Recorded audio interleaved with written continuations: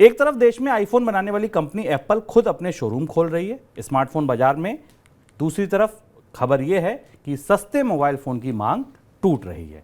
जनवरी से मार्च तिमाही के दौरान देश में सस्ते स्मार्टफोन की शिपमेंट में 16 से 20% की गिरावट का अनुमान है। शिपमेंट का मतलब यह है कि आयात ही नहीं हुए तो बिकेंगे कैसे। मार्च तिमाही के दौरान रियलमी, शाओमी, सैमसंग के सस्ते स्मार्टफोन की शिपमेंट में गिरावट दर्ज की गई है। सर, इस अंतर विरोध की वजह, एक तरफ एप्पल स्टोर खोल रही है, दूसरी तरफ स्मार्टफोन बिक नहीं रहे हैं। शुभम, स्मार्टफोन बाजार से ये खबर पहले से मौजूद थी। एप्पल का स्टोर खोलना एक अलग परिदृश्य है और एप्पल भारतीय बाजार में बहुत छोटे हिस्से पर काबिज है, जिसमें कि बहुत प्रीमियम हिस्सा है।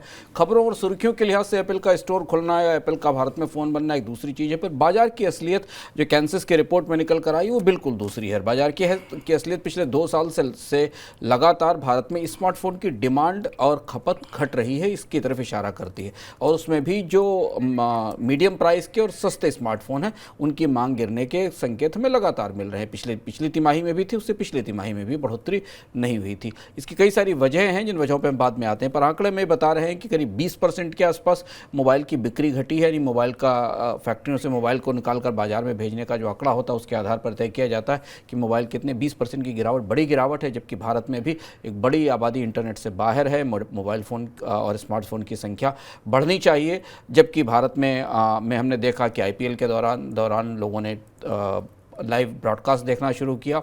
मोबाइल का कंजम्पशन लगातार बढ़ना चाहिए, पर उस बीच में स्मार्टफोन की मांग में गिरावट आ रही है, जो मुख्य डिवाइस है जिसके आधार पर कम्युनिकेशन का संचार होता है। दूसरी महत्वपूर्ण बात यहाँ से इसमें यह भी आई कि सैमसंग अभी भी मार्केट में लीडर बनी हुई, करीब 21% मार्केट हिस्से के साथ है।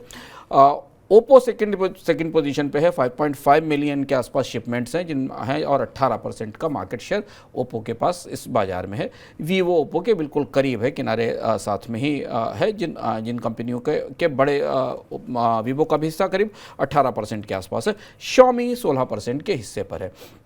सैमसंग, ओप्पो, वीवो और शाओमी जिस बाज़ार में फ़ोन बेचती हैं वो ये सारे फ़ोन 8,000 से लेकर और 20,000 रुपये तक के रेंज के, 25,000 रुपये तक के रेंज के हैं, जहां से लोग इंटरनेट का 4G का इस्तेमाल शुरू करते हैं, 3G से ऊपर का जर्नी शुरू करते हैं। यहाँ मांग में तेज़ गिरावट है और इसकी बड़ी वजह है, हम आपको बताते रहे हैं कि पिछले 2 साल में भारत में स्मार्टफोन की कीमतें 10 से 12% तक बढ़ी हैं। कई वर्गों में, कई कैटेगरीज़ में ये बढ़ोतरी 15 से 20% तक की है। इसके साथ डेटा की कीमतें भी लगातार बढ़ी हैं। कंपनियों ने पिछले लगातार कई तिमाहियों में भारत में इंटरनेट की दरें या कम्युनिकेशन के टैरिफ भी बढ़ाए और इन दोनों का असर हमें भारत में स्मार्टफोन की बिक्री पर दिखाई दे रहा है।